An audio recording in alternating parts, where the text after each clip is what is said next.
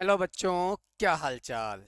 तो आज का देखते हैं, आज का हमारा टारगेट क्या है। अब तक हमने पढ़ा था रासायनिक अभिक्रियाओं में रासायनिक अभिक्रियाओं के प्रकार, यानी कि रासायनिक अभिक्रियाएं कौन कौन से प्रकार की होती है, जिसमें हमने ये पढ़ा कि रासायनिक अभिक्रियाएं हमारे पास संयोजन अभिक्रिया यानी कि कॉम्बिनेशन रिएक्शन, उसके बाद में वियोजन अभिक्रिया यानी कि डिसोसिएशन रिएक्शन, फिर हमने पढ़ा विस्थापन अभिक्रियाएं, इसके बाद हमने पढ़ी द्विविस्थापन अभिक्रियाएं यानी डबल डिस्प्लेसमेंट रिएक्शन। तो आज का जो हमारा टारगेट रहेगा वो रहेगा एक्जोथर्मिक रिएक्शन यानी ऊष्माक्षेपी अभिक्रियाएं। तो ये ऊष्माक्षेपी अभिक्रियाएं क्या होती है, आज हमने इनके बारे में जानना है। देखो, बहुत सारे ऐसे हमने अपने लाइफ में प्रोसेस देखे होंगे जिनमें हमें क्या मिल रही होती है, हीट मिलती है। कहीं पर कुछ रिएक्शन हो रही है और उससे हमें हीट मिलती है। तो याद रखेंगे कि ऐसी अभिक्रियाएं जिनमें उत्पाद भी मिले और साथ में हीट भी मिले, ऐसी अभिक्रियाएं हमारे पास ऊष्माक्षेपी अभिक्रियाएं होती है। यानी those reactions in which product is formed and also we gain heat, यानी ऐसी अभिक्रियाएं जिनमें हमें उत्पाद भी मिलता है और ऊष्मा भी मिलती है, ऐसी अभिक्रियाओं को हम ऊष्माक्षेपी अभिक्रियाएं कहते हैं। देखिए, जब मैं यहाँ पर आपको नोट्स बना रहा होता हूँ या मैं लिख रहा होता हूँ तो आप भी मेरे साथ साथ अपने हैंड रिटन नोट्स बना दीजिए, क्योंकि ये नोट्स आपको आगे चलकर 8th और 10th यानी इनकी बोर्ड की कक्षाओं में बहुत ज़्यादा इंपॉर्टेंट होने वाले हैं। तो आप भी साथ के साथ हैंड रिटन नोट्स बनाएंगे। देखो, अब एक्सोथर्मिक रिएक्शन, एक्सोथर्मिक रिएक्शन की अगर मैं अभिक्रिया यानी मैं परिभाषा की बात करता हूँ, डेफिनेशन की बात करता हूँ, तो लिखेंगे ऐसी अभिक्रियाएं, साथ के साथ लिखते रहेंगे ऐसी अभिक्रियाएं, ऐसी अभिक्रियाएं जिनमें जिनमें उत्पाद के साथ साथ उत्पाद के साथ साथ उत्पाद के साथ साथ उष्मा, उष्मा यानी हीट, हीट भी मिलती है, हीट भी मिलती है। इन अभिक्रियाओं को इन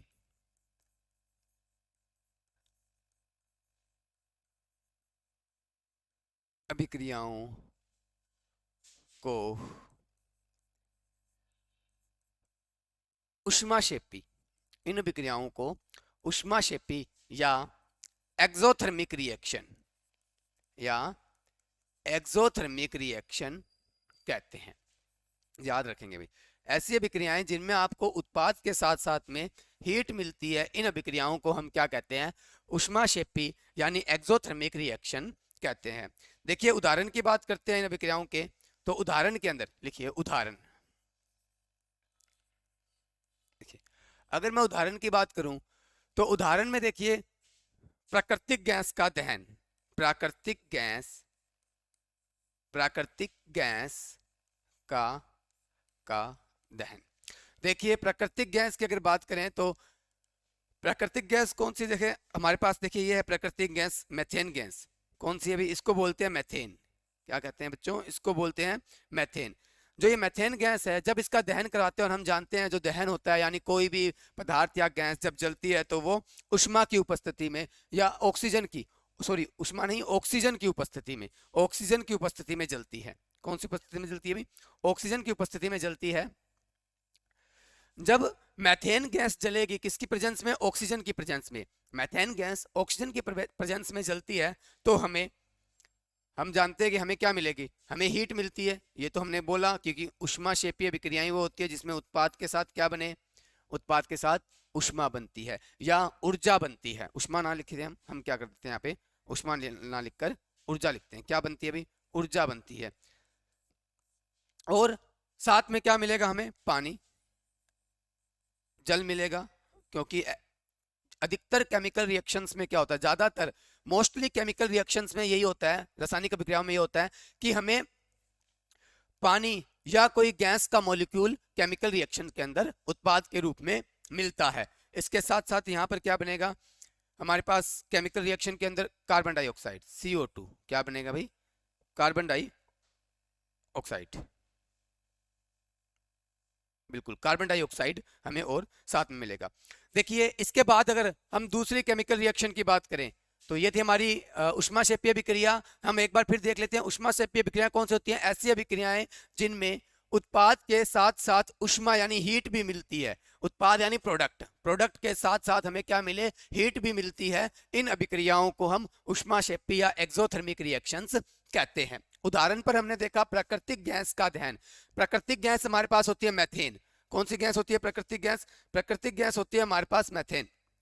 तो अगर मैथेन के दहन की बात करते हैं, मैथेन के दहन की बात करें तो मैथेन का दहन अगर ऑक्सीजन की प्रेजेंस में होता है तो हमारे पास कार्बन डाइऑक्साइड, इसको क्या बोलते हैं लिख लेंगे हम, carbon dioxide, carbon dioxide, carbon dioxide मिलता है। साथ में वाटर, वाटर यानी जल, पानी, जल मिलती है और साथ में ऊर्जा मिलती है। तो हमें यहाँ दिखाई दे रहा है ऊष्माक्षेपी अभिक्रियाएं। अगली जो हमारी नेक्स्ट अभिक्रिया आती है वो है एंडोथर्मिक रिएक्शंस। कौन सी है? अभी हमने की थी एक्सोथर्मिक, अब हम बात करेंगे एंडोथर्मिक रिएक्शंस की। Endothermic, endothermic reactions, endothermic reaction Hindi में बोलते हैं इसको ऊष्माशोषी, ऊष्माशोषी, ऊष्माशोषी अभिक्रियाएं।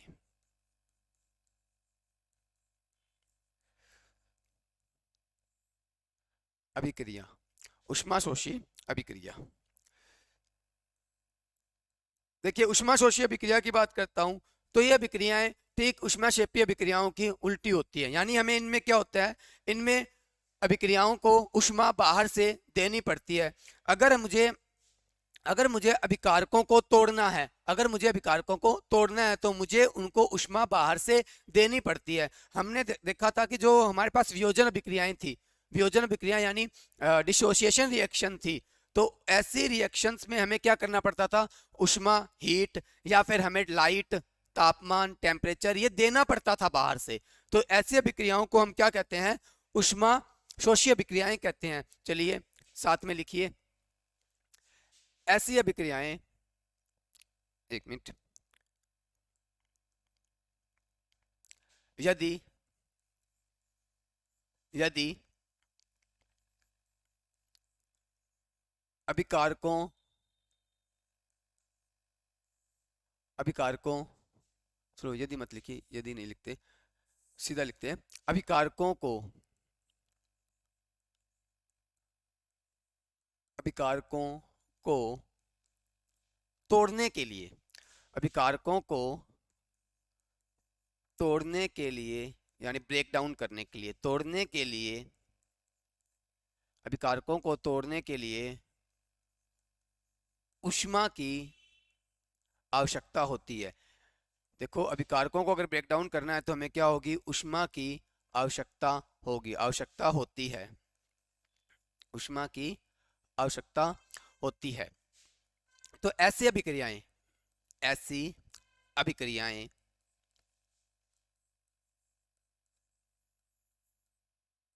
ऐसी अभिक्रियाएं जिसमें ऊष्मा का अवशोषण होता है, ऊष्मा का अवशोषण, अवशोषण यानी ऊष्मा अब्जॉर्ब होती हैं। अभी ऐसी अभिक्रियाएं जिसमें ऊष्मा अब्जॉर्ब हो, ऐसी केमिकल रिएक्शंस जिसमें ऊष्मा अब्जॉर्ब होती है या ऊष्मा का अवशोषण होता है, अवशोषण होता है, उन्हें अवशोषण होता है, उन्हें उन्हें ऊष्माशोषी, उन्हें ऊष्माशोषी अभिक्रियाएं, उन्हें, चलो यहाँ नहीं लिखते, यहाँ पे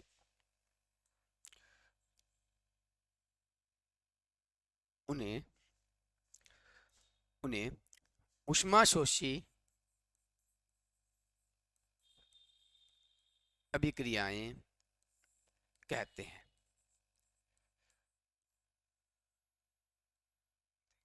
देखिए उदाहरण की अगर हम बात करते हैं, उदाहरण के लिए देखो चूना पत्थर, लाइमस्टोन की बात करें, उदाहरण अगर मैं उदाहरण की बात करता हूं, उदाहरण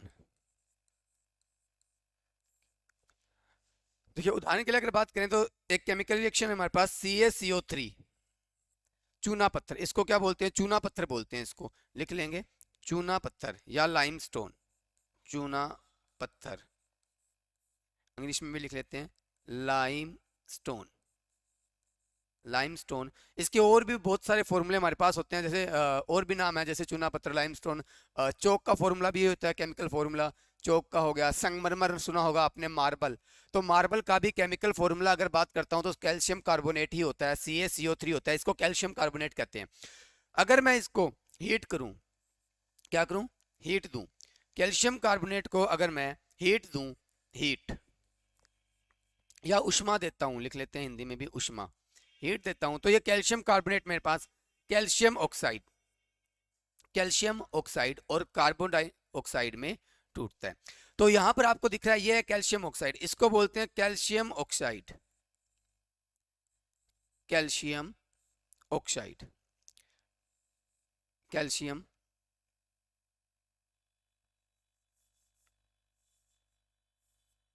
कैल्शियम ऑक्साइड।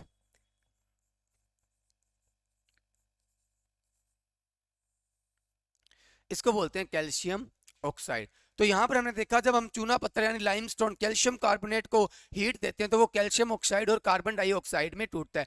यहां पर हमने एक चीज नोटिस की है कि इस केमिकल रिएक्शन में हमें उष्मा देनी पड़ती है, इस केमिकल रिएक्शन में हमें उष्मा देनी पड़ रही है बाहर से।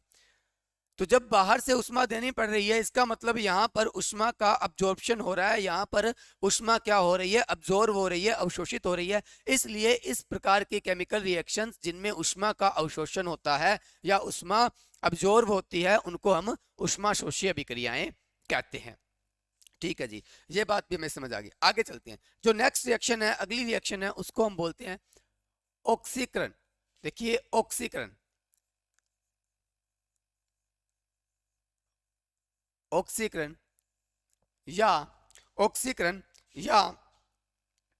या इसी को बोलते हैं हम ऑक्सीकरण या उपचयन।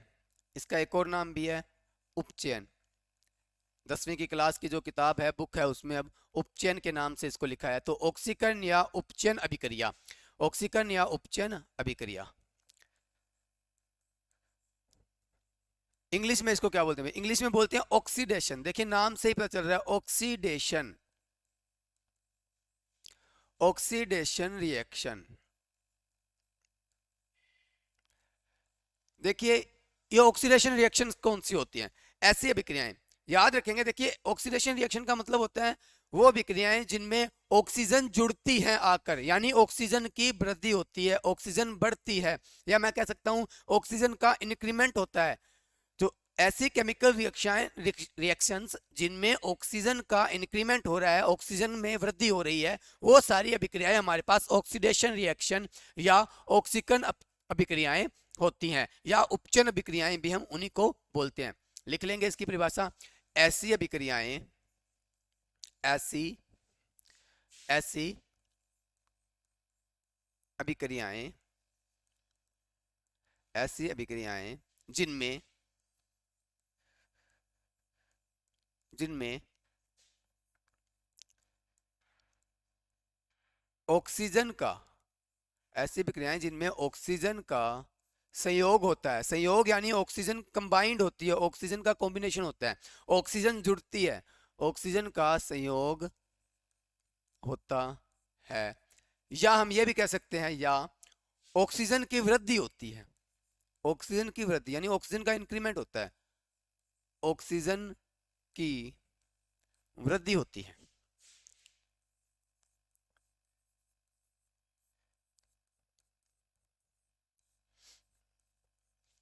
इन अभिक्रियाओं को, इन अभिक्रियाओं को या ऐसी अभिक्रियाओं को या ऐसी रिएक्शंस को ऑक्सीकरण अभिक्रिया, ऐसी रिएक्शंस को क्या बोलते हैं भाई? ऑक्सीकरण, ऑक्सीकरण अभिक्रिया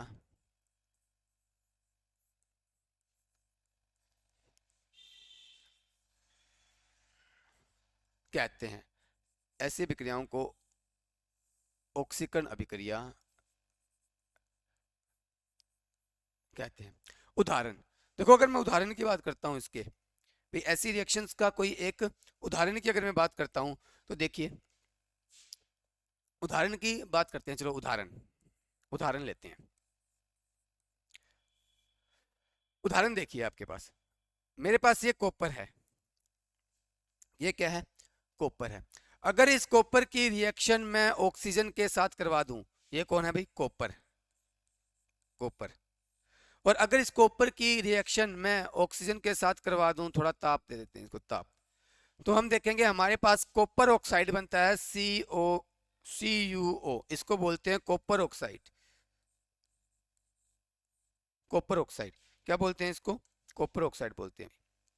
इसको बोलते हैं कॉपर ऑक्साइड। Copper oxide. देखिए, इसको हम बोलेंगे कॉपर ऑक्साइड। अब हम यहाँ देख रहे हैं कि हमारे पास इस साइड में कॉपर ऑक्सीजन 2 है और यहाँ पर ऑक्सीजन 1 है, इसलिए हमें क्या करना पड़ेगा? इधर ऑक्सीजन को 2 करना पड़ेगा। यानी हमें इक्वेशन को बैलेंस करना पड़ता है। हमेशा इक्वेशन, हमेशा बैलेंस्ड इक्वेशन ही हमें पेपर में लिखनी होती है। अगर हमारे एग्जाम में पूछा जाए तो हमें बैलेंस इक्वेशन लिखनी है, ठीक है। तो इक्वेशन को बैलेंस करने के लिए हमें यहाँ पे देखना पड़ता है कि दोनों साइड में, केमिकल इक्वेशन के दोनों साइड में, लेफ्ट हैंड साइड में और राइट हैंड साइड में, कौन कौन से जो मॉलिक्यूल्स हैं, कौन कौन से अणु हैं, वो अलग हैं। अगर हमें नंबर ऑफ मॉलिक्यूल्स या अणुओं की संख्या दोनों तरफ अलग अलग दिखती है तो हमें उनको बराबर करना पड़ता है। जैसे यहाँ ऑक्सीजन के 2 मॉलिक्यूल हैं, ऑक्सीजन के 2 अणु हैं, तो यहाँ पर ऑक्सीजन का 1 अणु है, तो इसको मुझे 2 करना पड़ेगा। यहाँ पर ऑक्सीजन के 2 परमाणु हैं, सॉरी, यहाँ ऑक्सीजन के कितने परमाणु हैं? 2, और यहाँ पर कितना है? 1। तो इसको मुझे 2 करना है, तो यहाँ मैं आगे क्या करूंगा? 2 लगा दूंगा। अब मैं यहाँ देखूंगा कॉपर भी अनबैलेंस हो गया। यहाँ कॉपर 1 है और यहाँ कॉपर 2 है, इसलिए मुझे कॉपर को बैलेंस करने के लिए भी क्या करना पड़ेगा? कॉपर के आगे भी 2 लगा देता हूँ। देखिए, इस अभिक्रिया में हमें दिखाई दे रहा है कि ऑक्सीजन जो है वो कॉपर में ऐड हो रही है, यानी कॉपर के अंदर ऑक्सीजन की संख्या बढ़ रही है। पहले कॉपर में कुछ नहीं था, ऑक्सीजन, कोई ऑक्सीजन नहीं थी। अब मुझे दिख रहा है कॉपर में ऑक्सीजन बढ़ रही है, इसलिए हम इसको क्या बोलते हैं? इस अभिक्रिया को क्या बोलते हैं? ऑक्सीकरण अभिक्रिया बोलते हैं। यानी जहां पर ऑक्सीजन की वृद्धि हो रही है, या ऑक्सीजन बढ़ रही है, या ऑक्सीजन का इंक्रीमेंट हो रहा है, ठीक है। तो हम ये, तो अब हम बात करते हैं अपने अगले जो केमिकल रिएक्शन है, नेक्स्ट केमिकल रिएक्शन की बात करते हैं। अगली जो केमिकल रिएक्शन आती है वो है हमारे पास, अगली केमिकल रिएक्शन है अपचयन अभिक्रिया। अपचयन, अपचयन अभिक्रिया।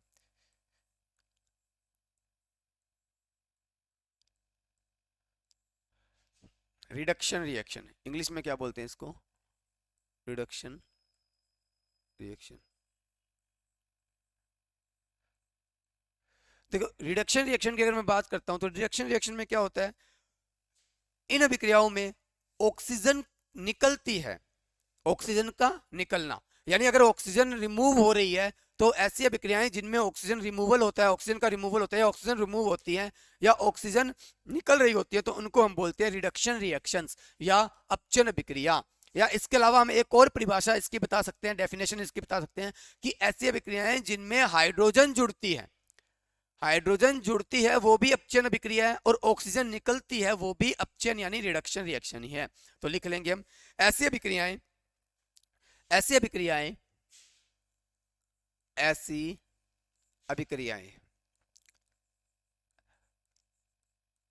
ऐसी अभिक्रियाएं जिनमें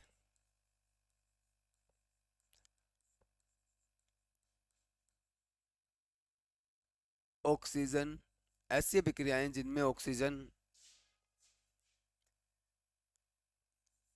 की हानि होती है, ऐसी अभिक्रियाएं जिनमें ऑक्सीजन की हानि होती है, यानी जिनमें ऑक्सीजन क्या हो रही होती है? निकलती है। इन अभिक्रियाओं को हम क्या कहते हैं? हानि होती है। ऐसी अभिक्रियाएं,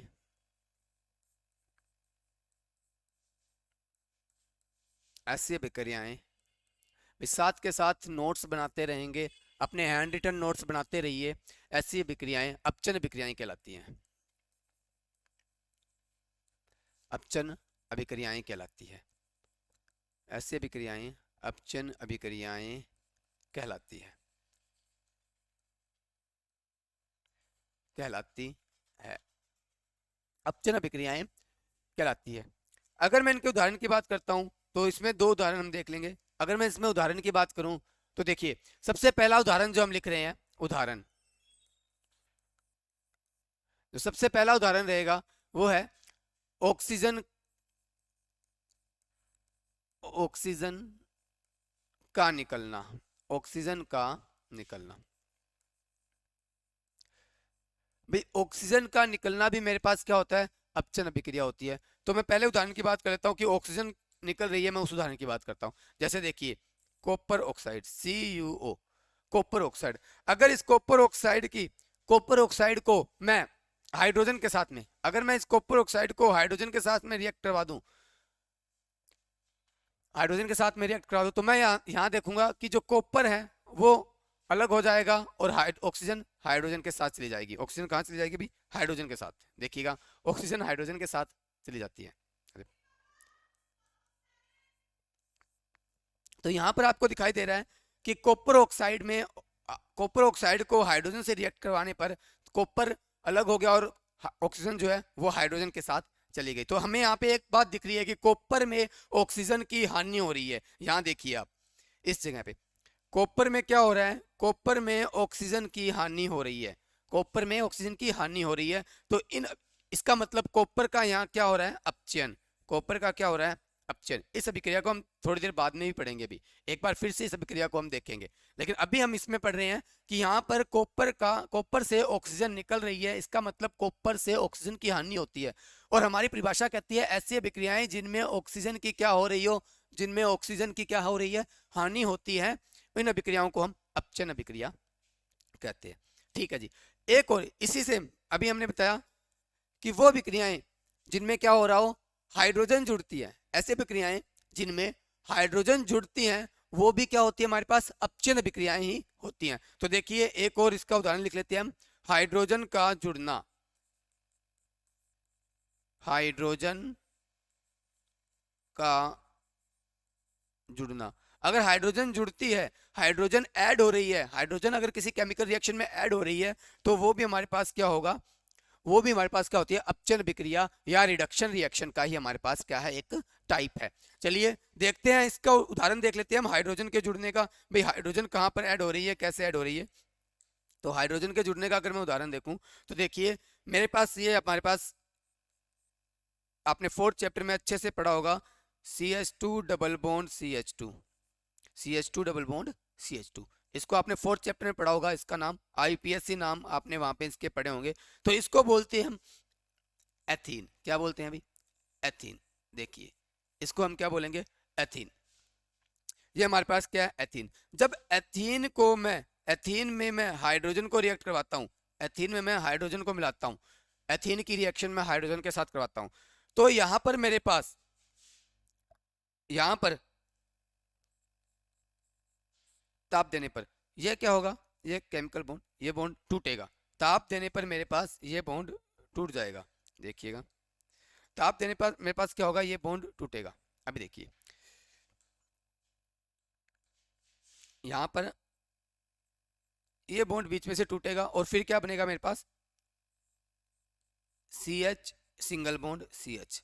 अब यहाँ होगा क्या, यहाँ होगा ये एक, दो हाइड्रोजन, ये दो हाइड्रोजन जो है, एक हाइड्रोजन ऊपर वाले मॉलिक्यूल के साथ और दूसरा हाइड्रोजन एथीन के इस नीचे वाले मॉलिक्यूल के साथ जाकर ऐड हो जाएगा। और यहाँ पर जहाँ पर पहले 3 हाइड्रोजन, 2 हाइड्रोजन थे, अब यहाँ पर 3 हाइड्रोजन हो जाएंगे। तो हम यहाँ पे देख पा रहे हैं कि लेफ्ट साइड में हाइड्रोजन के 2 मॉलिक्यूल्स हैं, 2 और 2 4 मॉलिक्यूल्स हैं, जबकि राइट साइड में हाइड्रोजन के देखो एथीन के मॉलिक्यूल में देखिए 3 हाइड्रोजन हो गए हैं। ठीक है, तो यहाँ पर हाइड्रोजन बढ़ रही है, यहाँ पर क्या हो रहा है, हाइड्रोजन का ऐड हो रहा है, हाइड्रोजन जुड़ रही है, इसलिए ये रिएक्शन भी हमारे पास क्या है, अपचयन अभिक्रिया का ही क्या है, एक प्रकार है। अपचयन अभिक्रिया ही कहते हैं इस रिएक्शन को भी। और इस मॉलिक्यूल को, जो अब ये मॉलिक्यूल बना है, जो अब ये उत्पाद या प्रोडक्ट बना है, इस प्रोडक्ट को हम बोलते हैं एथेन। या आप अपने 4th चैप्टर केमिकल रिएक्शन के चैप्टर में हम पढ़ेंगे इसके बारे में भी कि IPSC नाम क्या होते हैं, मेथेन, एथेन, एल्कीन, एल्काइन, ये सब क्या होते हैं, हम इनको अपने 4th चैप्टर के अंदर पढ़ेंगे। 10th क्लास वाले, बेसिकली स्पेशल 10th क्लास वाले हम कहाँ पढ़ेंगे इनको, 4th क्लास में, 4th पीरियड में पढ़ेंगे। सॉरी, फोर्थ चैप्टर के अंदर पढ़ेंगे। चलिए, यहाँ पर हमारे पास अपचन अभिक्रिया भी हो गई है, ऑक्सीकरण अभिक्रिया भी हो गई है, इसके अलावा हमने उष्माशोषी उष्माक्षेपीय अभिक्रियाओं के बारे में भी पढ़ लिया। अब हमारे पास जो नेक्स्ट रिएक्शन आएगी वो इन दोनों का कॉम्बिनेशन रिएक्शन है। कॉम्बिनेशन का मतलब क्या हुआ, इन दोनों को अपचन अभिक्रिया और ऑक्सीकरण अभिक्रिया जब एक ही केमिकल रिएक्शन में मिल जाए, यानी ऑक्सीकरण और अपचयन जब दोनों साथ साथ चलती हैं, ऑक्सीकरण और अपचयन जब दोनों अभिक्रियाएं साथ साथ चलेंगी तो इन अभिक्रियाओं को क्या बोलते हैं। तो हेडिंग डाल लेंगे, हेडिंग डालेंगे अपने नोट्स के अंदर। देखिए ऐसी अभिक्रियाओं को हम क्या बोलेंगे, तो लिख लेते हैं रेडॉक्स। क्या लिखेंगे भाई, रेडॉक्स, रेडॉक्स अभिक्रियाएं।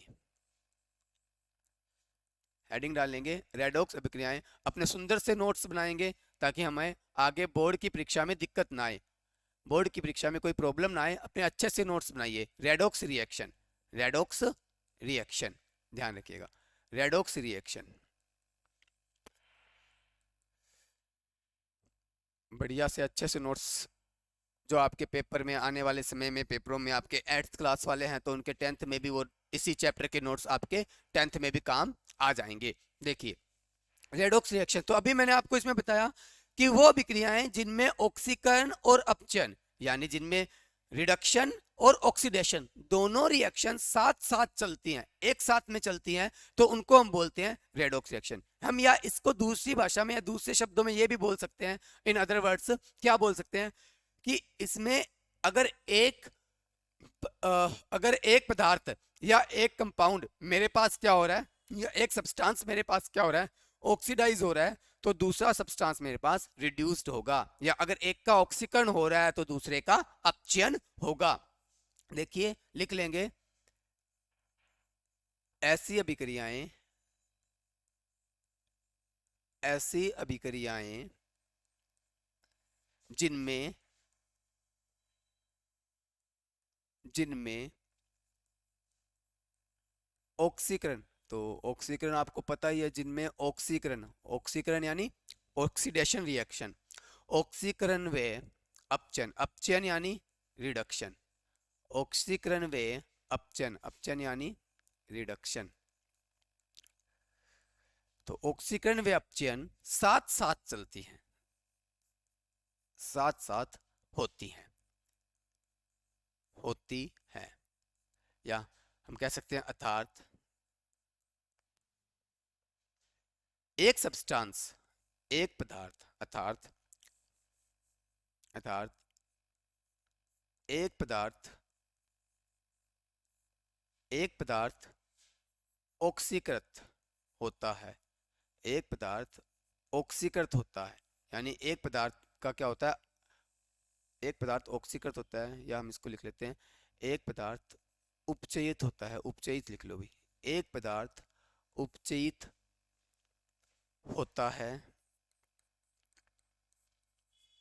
वह दूसरा पदार्थ अपचयित होता है, वह दूसरा पदार्थ या दूसरा सब्सटेंस जिसका क्या होता है, रिडक्शन होता है, दूसरे सब्सटेंस का क्या होता है मेरे पास, रिडक्शन होता है, अपचयित होता है, दूसरा सब्सटेंस क्या होता है मेरे पास, अपचयित होता है, अपचयित होता है। तो इन अभिक्रियाओं को मैं क्या कहता हूँ, रेडॉक्स रिएक्शन।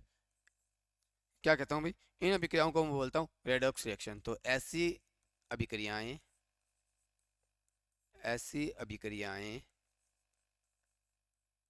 ऐसी अभिक्रियाएं रेडॉक्स रिएक्शन, ऐसी अभिक्रियाएं रेडॉक्स अभिक्रियाएं, ऐसी अभिक्रियाएं रेडॉक्स अभिक्रियाएं, अभिक्रियाएं, ऐसी अभिक्रियाएं, ऐसी अभिक्रियाएं, अभिक्रियाएं, एक मिनट, ऐसी अभिक्रियाएं रेडॉक्स अभिक्रियाएं, रेडॉक्स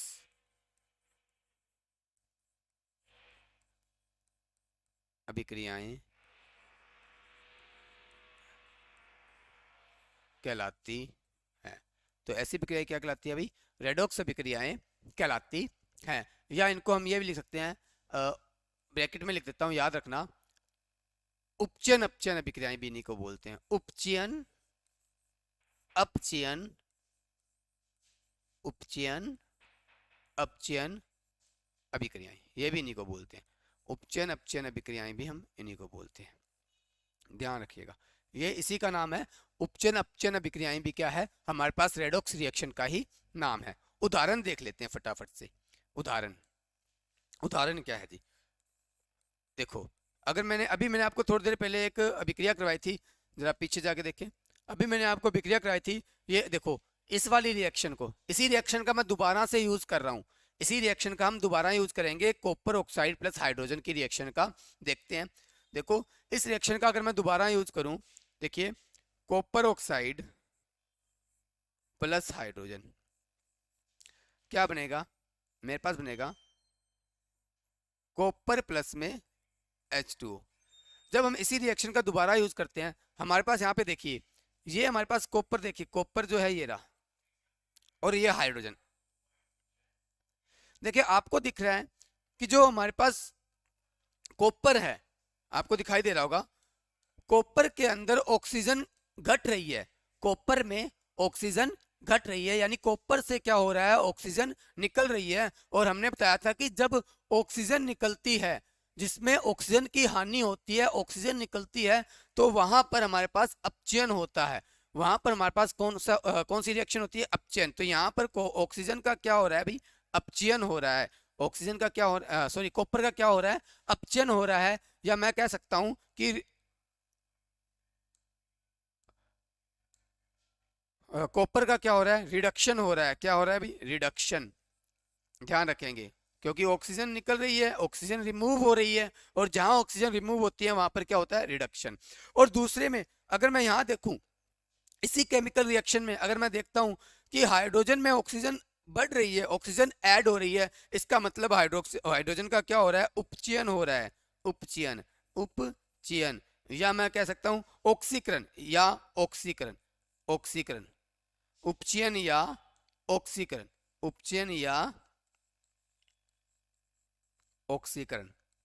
हाइड्रोजन का क्या हो रहा है, ऑक्सीजन, ऑक्सीकरण हो रहा है। तो हमें यहाँ पे दिखाई दे रहा है कि एक ही अभिक्रिया में रिडक्शन भी हो रहा है और ऑक्सीडेशन भी हो रहा है, यानी अपचयन भी हो रहा है और उपचयन भी हो रहा है। तो ऐसे अभिक्रियाएं जिनमें ऑक्सीकरण अपचयन साथ साथ हो, यानी कि उपचयन और अपचयन साथ साथ होते हैं, तो ऐसी अभिक्रियाओं को हम ऑक्सीकरण अपचयन अभिक्रियाएं कहते हैं, या उपचयन अपचयन अभिक्रियाएं कहते हैं। देखिए यहाँ पर हमारे पास केमिकल रिएक्शंस का टॉपिक जो है वो अब खत्म हो चुका है, फिनिश हो चुका है। केमिकल रिएक्शंस हमारे पास सारी हो गई हैं जितनी हमारे इंपॉर्टेंट थी पेपर की दृष्टि से, 10वीं की बोर्ड क्लास की दृष्टि से, 8th की बोर्ड क्लास की नज़र से। अगर जितनी भी केमिकल रिएक्शंस थी वो सारी अब फिनिश हो चुकी हैं, इंपॉर्टेंट केमिकल रिएक्शंस हो चुकी हैं, और इन्हीं में से पेपर के अंदर क्वेश्चन पूछा जाएगा, क्वेश्चन इन्हीं में से पूछा जाएगा। लेकिन हाँ, होमवर्क, आज का होमवर्क तो हम भूल ही गए, आज का होमवर्क तो हम भूल ही गए, हमें होमवर्क तो याद ही नहीं आया। तो आज का होमवर्क जो है बच्चों आपके लिए, वो होमवर्क रहेगा, आपको रेडॉक्स रिएक्शन की मुझे एक और उदाहरण बताना है। आपको रेडॉक्स रिएक्शन का एक और उदाहरण कमेंट बॉक्स में बताना है, ध्यान रखिएगा। रेडॉक्स रिएक्शन का, रेडॉक्स रिएक्शन का, redox reaction, redox reaction, redox reaction, redox reaction का दूसरा उदाहरण दीजिए। ये आपके, ये रेडॉक्स रिएक्शन का जो दूसरा उदाहरण आपने देना है, ये आपके होमवर्क के लिए है। आप इसको रेडॉक्स रिएक्शन का दूसरा उदाहरण आप लिखेंगे, उसको अपनी नोटबुक में, अपने नोट्स के अंदर लिखेंगे और उसको एक्सप्लेन करेंगे, एक्सप्लेन करके लिखेंगे, और साथ में कमेंट बॉक्स में भी रेडॉक्स रिएक्शन का दूसरा उदाहरण आप हमें बताएंगे। चलो ठीक है, यहां तक हमारे पास हो गया। अब हम बात कर लेते हैं एक लास्ट जो नोट है, एक लास्ट नोट की बात कर लेते हैं। अच्छा सा नोट है हमारे पास, केमिस्ट्री के अंदर नोट्स बहुत आते हैं जी, देख ध्यान से रहना क्योंकि बहुत अच्छा नोट है ये। लास्ट नोट की अगर मैं बात करता हूं तो देखो, हमने अभी तक जितने भी केमिकल रिएक्शंस पढ़ी थी, उन केमिकल रिएक्शंस में जो हमारे पास रिएक्टेंट्स थे, रासायनिक अभिक्रियाओं में जो अभिकारक थे, वो उत्पाद में बदल रहे थे। हमें दिख रहा था अभिकारक में बदल रहे हैं, उत्पाद में बदल रहे हैं, प्रोडक्ट में बदल रहे हैं। तो लेकिन हमें ये भी पता है कि जब अभिकारक उत्पाद में बदलेंगे तो उनको बदलने में टाइम लगता है, उनको बदलने में क्या लगेगा, टाइम लगेगा। तो अगर मैं यहाँ पर बात करता हूँ हमारे नेक्स्ट टॉपिक की, तो जो हमारा नेक्स्ट टॉपिक रहेगा वो ये रहेगा, नेक्स्ट सॉरी जो हमारा नेक्स्ट टॉपिक रहेगा वो ये होगा अर्ध आयु काल। अर्ध अर्ध अर्ध आयु काल। देखिए ये अर्ध आयु काल क्या चीज है, इसको इंग्लिश में बोलते हैं हाफ टाइम पीरियड। देखिए अर्ध आयु काल, चलो इसको एक उदाहरण समझते हैं। अभी मैंने आपको ये बताया कि हमारे पास रिएक्टेंट्स प्रोडक्ट में कन्वर्ट होंगे, यानी अभिकारक जो है वो उत्पाद में बदलेंगे, तो उनको बदलने में टाइम लगेगा। यानी अगर मैं स्टार्टिंग की बात करूं, अगर मैं शुरू में बात करता हूं कि मेरे पास जो अभिकारक हैं वो पड़े हुए हैं, यानी अभी कोई उत्पाद नहीं बना है, इसका मतलब अगर मैं एक चीज बताऊं कि मेरे पास रिएक्टेंट्स हैं, अभिकारक हैं, वो प्रोडक्ट में बदलेंगे। रिएक्टेंट्स किस में बदलेंगे, उत्पाद में बदलेंगे। ये उत्पाद है, ठीक है, ये उत्पाद है। और यहां पर ये क्या है, मेरे पास अभिकारक है, अभिकारक। तो अगर मैं ये कहूं कि अभिकारक उत्पाद में बदलेंगे तो उनको कुछ ना कुछ टाइम लगेगा। मान लीजिए अभी जीरो टाइम पर, जीरो टाइम पर मेरे पास, जीरो टाइम पर, जीरो टाइम पर मेरे पास जो अभिकारक हैं, जीरो टाइम पर अभिकारक मेरे पास 10 ग्राम है। मैं मान लेता हूं कि मेरे पास जीरो टाइम पर अभिकारक कितने हैं, 10 ग्राम है। और अगर जीरो टाइम पर अभिकारक 10 ग्राम है तो इसका मतलब अभी कोई भी प्रोडक्ट में नहीं बदले हैं। इसका मतलब मैं ये कह सकता हूं कि अभी 0 ग्राम उत्पाद मिला है, अभिकारक जितने हैं मेरे पास सारे के सारे पड़े हैं, कोई भी उत्पाद में नहीं बदला। लेकिन जैसे ही मैं कहूं कि अब कुछ टाइम हो गया, कुछ टाइम हो गया, या मैं कहता हूं आधा मिनट हो गया, आधा सेकंड हो गया, आधा सेकंड की बात कर लेते हैं, मान लीजिए आधा सेकंड हो गया हमारे पास, तो अब आधा सेकंड हो गया तो मैं ये कह सकता हूं कि मेरे पास आधे अभिकारक, मान लीजिए आधा सेकंड हुआ तो मेरे पास आधे अभिकारक किस में बदल गए, उत्पाद में बदल गए। यानी अगर आधे अभिकारक उत्पाद में बदल गए और मैंने कितने लिए थे अभिकारक, 5 ग्राम 10 ग्राम अभिकारक लिए थे, उसमें से 5 ग्राम किस में बदल गए, उत्पाद में बदल गए, तो मेरे पास 5 ग्राम क्या रह गए, अभिकारक रह गए। लेकिन यहां पर मैंने देखा कि जब 5 ग्राम अभिकारक उत्पाद में बदले तो उनको उत्पाद में बदलने के लिए टाइम लगा होगा, उनको उत्पाद में बदलने के लिए टाइम लगा होगा। बस वही टाइम जब आधे अभिकारक यानी हाफ रिएक्टेंट्स प्रोडक्ट में कन्वर्ट हो जाते हैं, आधे अभिकारक उत्पाद में बदल जाते हैं, उसी को मैं कहता हूं half time period. Half time period या अर्ध आयु काल, वो टाइम जब आधे अभिकारक उत्पाद में बदलने में लेते हैं, वो टाइम जो आधे अभिकारक क्या होंगे, उत्पाद में परिवर्तित होने के लिए या उत्पाद में चेंज होने के लिए, प्रोडक्ट में चेंज होने के लिए लेंगे, उस टाइम को मैं कहता हूं अर्ध आयु काल, अर्ध आयु काल कहते हैं। तो हम इसको लिख लेते हैं एक बार के लिए, हम लिख लेते हैं इसको, इसकी परिभाषा लिख लेते हैं कि इसकी डेफिनेशन क्या होती है, इसकी डेफिनेशन क्या होती है। देखिए अगर मैं इसकी परिभाषा की बात करूं तो किसी अभिक्रिया में, किसी अभिक्रिया में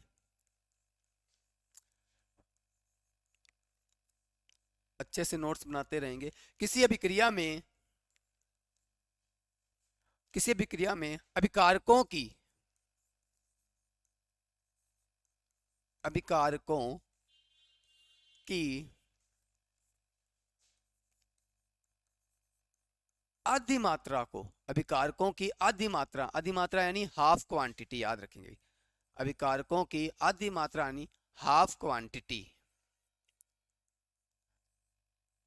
अभिकारकों की आधी मात्रा यानी हाफ क्वांटिटी को उत्पाद में बदलने के लिए, उत्पाद में बदलने के लिए, उत्पाद में, उत्पाद में बदलने के लिए, उत्पाद में बदलने में के लिए नहीं, सॉरी, उत्पाद में बदलने में जितना समय लगता है, जितना, जितना समय लगा वह, समय लगा वह उस अभिक्रिया का, उस अभिक्रिया, उस अभिक्रिया, उस अभिक्रिया का उस अभिक्रिया का अर्ध आयु काल होता है। उस अभिक्रिया का अर्ध आयु काल, उस अभिक्रिया का अर्ध आयु काल होता है या हाफ लाइफ टाइम या हाफ टाइम पीरियड होता है। तो यहाँ पर हमारे पास पता चला कि किसी अभिक्रिया में अभिकारकों की आधी मात्रा को उत्पाद में बदलने में जितना समय लगा वह उस अभिक्रिया का हाफ लाइफ टाइम या अर्ध आयु काल होता है। चलिए अब एक बार से हम वापस से शॉर्ट से इसको रिवाइज कर लेते हैं फटाफट से हम इसको रिवाइज करेंगे कि एक्सोथर्मिक यानी उष्माक्षेपीय अभिक्रियाएं कौन सी होती हैं। ऐसी अभिक्रियाएं जिनमें उत्पाद के साथ साथ हीट भी मिलती है, उष्मा भी मिलती है, वो हमारे पास उष्माक्षेपीय अभिक्रियाएं होती हैं। ध्यान रखेंगे exothermic reactions, those reactions in which we obtained heat with product. ऐसी अभिक्रियाएं जिसमें हमें उष्मा उत्पाद के साथ साथ उष्मा भी मिलती है, हम उनको क्या बोलते हैं, उष्माक्षेपी अभिक्रियाएं कहते हैं। जैसे प्राकृतिक गैस का दहन, प्राकृतिक गैस का जलना। देखो प्राकृतिक गैस जब जलेगी तो मैथेन हमारे पास प्राकृतिक गैस होती है। अगर मैथेन जलती है तो ऑक्सीजन की प्रेजेंस में जलेगी तो हमें कार्बन डाइऑक्साइड, पानी यानी जल, वाटर और साथ में ऊर्जा मिलती है। तो यहाँ पर जो ये ऊर्जा है यही हमारे पास उष्मा है, ध्यान रखेंगे। तो यहाँ में क्या मिल रहा है, प्रोडक्ट के साथ साथ उष्मा मिल रही है। अगर दूसरे हम बात करें दूसरे रिएक्शन की तो वो होती है एंडोथर्मिक यानी उष्माशोषी, यानी अभिकारकों को तोड़ने के लिए हीट की जरूरत होती है या लाइट की जरूरत होती है, तो हमें बाहर से हीट या लाइट देनी पड़ती है। तो ऐसी अभिक्रियाएं जिसमें हीट या उष्मा का अवशोषण होता है, अब्जॉर्ब होती है उष्मा, उसको हम क्या कहते हैं, उष्माशोषी अभिक्रिया कहते हैं। इसका एक एग्जाम्पल हमने पढ़ा। आगे हम बात करते हैं ऑक्सीकरण अभिक्रियाएं। ऑक्सीकरण अभिक्रियाओं को हम उपचयन, ऑक्सीकरण अभिक्रियाओं को हम क्या कहते हैं, उपचयन अभिक्रिया भी कहते हैं। तो ऐसी अभिक्रियाएं जिसमें ऑक्सीजन का संयोग होता है, ऑक्सीजन जुड़ती है या फिर ऑक्सीजन में वृद्धि होती है, तो इन अभिक्रियाओं को हम क्या कहते हैं, ऑक्सीकरण अभिक्रिया कहते हैं। उदाहरण के लिए हमने देखा कॉपर को ऑक्सीजन के साथ रिएक्ट करवाया तो कॉपर ऑक्साइड बनता है। क्या बनता है भाई, कॉपर ऑक्साइड बनता है। हमने देखा यहाँ पर कॉपर में ऑक्सीजन बढ़ रही है, कॉपर में ऑक्सीजन ऐड हो रही है, इसलिए हम इसको ऑक्सीकरण अभिक्रिया कहेंगे। इसके अलावा बात करें अपचयन अभिक्रिया की, तो अपचयन अभिक्रिया में हमने देखा ऐसी अभिक्रियाएं जिनमें ऑक्सीजन की हानि होती है या ऑक्सीजन निकल रही होती है, ऑक्सीजन बाहर रिमूव होती है, तो इन अभिक्रियाओं को हम क्या कहते हैं, अपचयन अभिक्रिया कहते हैं। इसके अलावा हमने ये भी पढ़ा कि अपचयन अभिक्रिया में हाइड्रोजन जुड़ती भी है, हाइड्रोजन का जुड़ना भी अपचयन ही होता है। तो इसका एग्जाम्पल और ऑक्सीजन का निकलना, इसका एग्जाम्पल भी हमने देखे। फिर हमने बात की रेडॉक्स अभिक्रिया की। तो अगर रेडॉक्स अभिक्रिया की बात करते हैं तो ऐसी अभिक्रियाएं जिनमें ऑक्सीकरण और अपचयन साथ साथ चलती है, यानी एक पदार्थ जिसका ऑक्सीकरण होता है और उसी अभिक्रिया में दूसरे पदार्थ का अपचयन होता है, तो इन अभिक्रियाओं को हम रेडॉक्स अभिक्रिया कहते हैं। और इन अभिक्रियाओं को हम उपचयन अपचयन अभिक्रियाएं भी कहते हैं। तो हमने उदाहरण देखा कॉपर ऑक्साइड और हाइड्रोजन गैस की रिएक्शन का। इसके बाद सिर्फ हम लास्ट बात करते हैं, तो लास्ट हमारे पास एक नोट था जिसमें हमने देखा अर्ध आयुकाल, हाफ टाइम पीरियड। देखिए अर्ध आयुकाल की बात करते हैं तो जितने अभिकारक मैंने लिए हैं उन अभिकारकों की आधी क्वांटिटी यानी हाफ क्वांटिटी, आधी मात्रा जब उत्पाद में बदलती है, तो आधी क्वांटिटी को उत्पाद में बदलने के लिए जो टाइम लगा, आधी क्वांटिटी को उत्पाद में बदलने के लिए जितना टाइम या जितना समय लगता है, वो उस अभिक्रिया का half time period, half life time या अर्ध आयु काल होता है। तो यहाँ पर हमने अब केमिकल रिएक्शंस पूरी पढ़ ली हैं, जो केमिकल रिएक्शंस 10th और 8th के हिसाब से बहुत ज़्यादा इंपॉर्टेंट थी, बोर्ड परीक्षा के लिहाज से ज़्यादा इंपॉर्टेंट थी। ठीक है, तो आज के लिए हमारी इस वीडियो में इतना ही, बाकी हम बात करेंगे नेक्स्ट वीडियो के अंदर। नेक्स्ट वीडियो में हम और कोई बढ़िया अच्छा सा एक टॉपिक लेके आएंगे। तब तक के लिए बाय बाय।